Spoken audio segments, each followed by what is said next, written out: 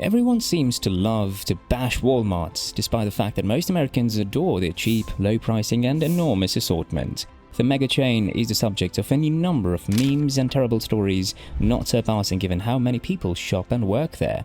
Although it seems to be a massive, faceless company, Walmart was really founded by the Waltons, the wealthiest family in the United States. In today's video, we'll take a look at who the Waltons are and how they amassed their enormous wealth, which includes extravagant lives, houses, and other opulent possessions. But first, let's take a look at the Walton family's humble beginnings and their meteoric rise to the top of the retail industry.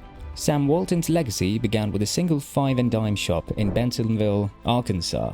It didn't take long, though, for the one-room business to expand into a large network of shops whose tremendous success was due to its competitively cheap pricing. The Walton family was a resident of Oklahoma at the time. They were led by parents Thomas and Nancy. They had 2 children, Samuel and James Walton. Samuel was born on March 29, 1918 in Kingfisher, Oklahoma. His brother James, better known as Bud Walton, was born on December 20, 1921 in the same city.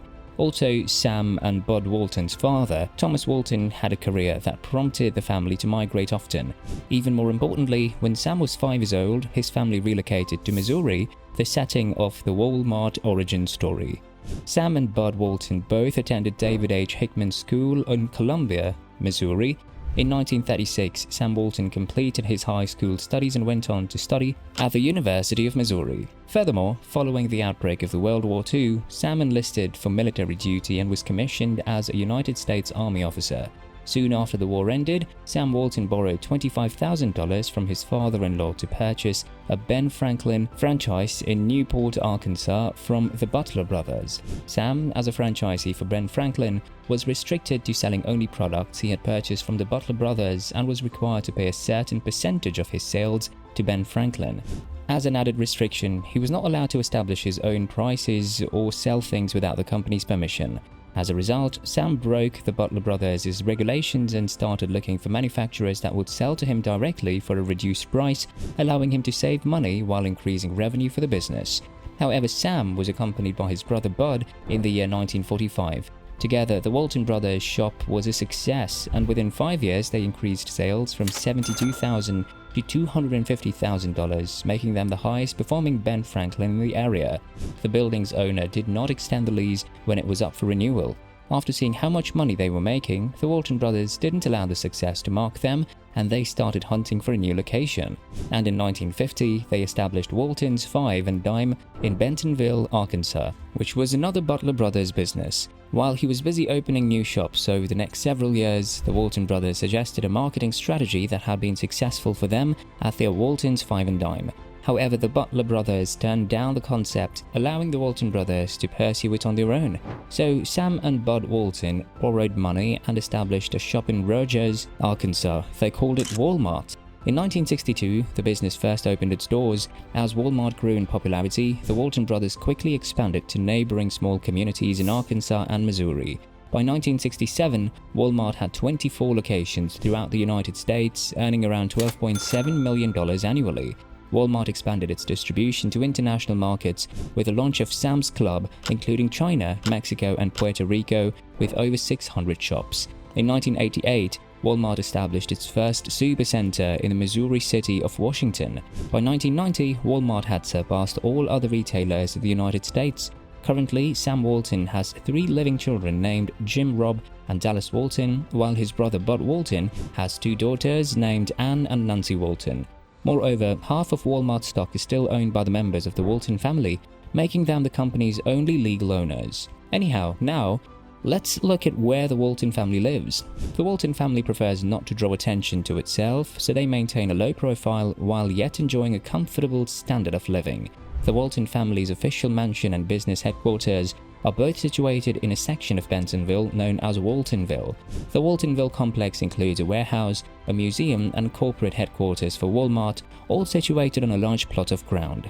Waltonville is estimated to be worth $152 billion, yet following Sam's death and as the family has expanded, they now possess several mansions around the United States. They own 3 contiguous homes for $14 million in Paradise Valley, Arizona, as well as a $6.3 million vacation property. They also own a $25 million two-story apartment on New York's Park Avenue. With all that, when it comes to spending wealth extravagantly, the Walton family is more than capable, as seen by the fleet of boats. It all starts with the Secret yacht. The Secret was created in 2013 by Abe, King, and Rasmussen with and developed by the great designers Sam Giovanni. The interior was designed by J.W. Harris Incorporated. The Secret is worth $110 million with an annual operating cost of $10 to $15 million. The second is the super yacht Chaos, which has won several design awards. The yacht is valued at over $300 million.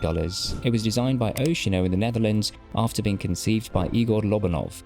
On the other hand, Sam Giovanni was responsible for designing the inside, which costs over $30 million each year to maintain. The next yacht is the Aquila, which was built by the director of shipyards. To put it simply, Aquila is the biggest private yacht ever constructed in the United States, and it has a yearly maintenance cost of $15 to $20 million. She's worth every penny. Another way affluent families display their money is by flying privately. In this regard, the Walton family scores a perfect 100 because they operate one of the biggest private fleets in the world. The value of the Walton family's private fleet of 22 private aircraft is unknown. These planes are used in the family's retail company. Furthermore, the family has private planes for their own use. They possess 3 different private jets, a Bombardier Global 6000, a Bombardier Challenger 300, and a Gulfstream G650ER. It is believed that the total value of the jets is $104.6 million.